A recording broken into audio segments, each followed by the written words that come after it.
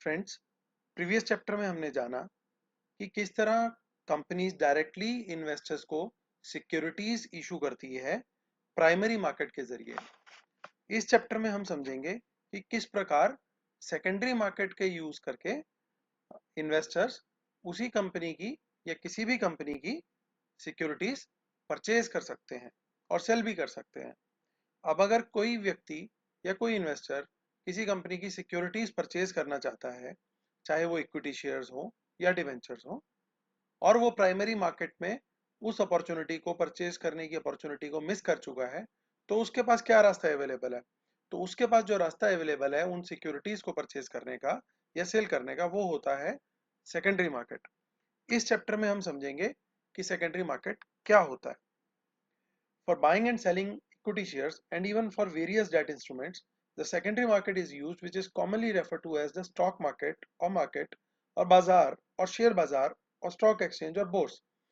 यानी कि किसी भी कंपनी के इक्विटी शेयर्स या डेट इंस्ट्रूमेंट्स को बाय और सेल करने के लिए सिक्योरिटी मार्केट का इस्तेमाल किया जाता है, जिसे हम स्टॉक मार्केट भी बोलते हैं, बाजार भी बोलते हैं, शेयर बाजार भी बोलते हैं, स्टॉक एक्सचेंज भी बोलते हैं और बोर्स भी बोलते हैं।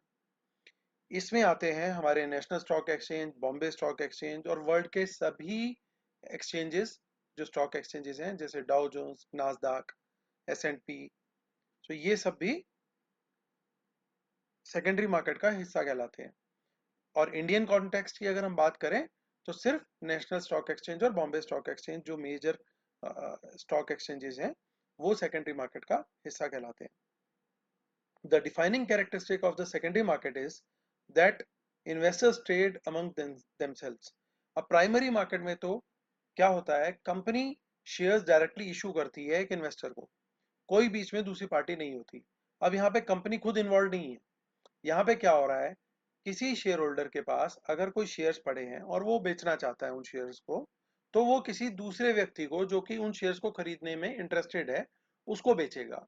अब वो बेचने के लिए उसको एक प्लेटफॉर्म चाहिए, एक जगह चाहिए, क्योंकि हो सकता है जो सेलर है, जो इंटरेस्टेड सेलर है, वो बैठा हो दिल्ली में, लेकिन जो इंटरेस्टेड बायर है वो मुंबई में बैठा हो, और ये दोनों एक दूसरे को जानते नहीं है।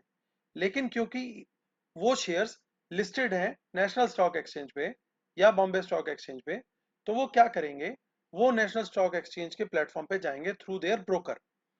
वहां पे वो अपने शेयर्स को, सेलर अपने शेयर्स को बेचने की बिड करेगा और एक प्राइस लगाएगा कि मैं इतने रुपए में ये इतनी क्वांटिटी शेयर्स बेचना चाहता हूँ। सिमिलरली जो इंटरेस्टेड बायर है, वो भी उन शेयर्स को परचेज करने की बिड लगाएगा कि मैं इतने रुपए में इतनी क्वांटिटी बाय करना चाहता हूँ। अगर दोनों के प्राइस और क्वांटिटी मैच होती है, या जितना प्राइस और जितनी क्वांटिटी मैच होती है, उतनी की ट्रांजैक्शन एक्सचेंज की हेल्प से कंक्लूड हो जाएगी और उन दोनों को अपनी अपनी रेस्पॉन्सिबिलिटी पूरी करनी पड़ेगी। यानी पे करने बायर को पेमेंट करना पड़ेगा for the shares he has bought, और सेलर को अपने शेयर्स की डिलीवरी देनी होगी डीमैट अकाउंट के through. So the defining characteristic of secondary market is that the investors trade among themself, यानी ट्रेड, जो इन्वेस्टर हैं आपस में ही इस प्रकार ट्रेडिंग करते हैं, इसमें कंपनी का कहीं कोई इन्वॉल्वमेंट नहीं होता।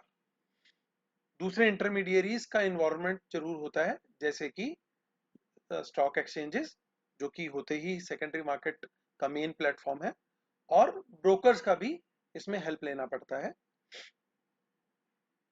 सो इसको नटशेल में हम बोले, that is in the secondary market investors trade previously issued securities without the issuing companies involvement.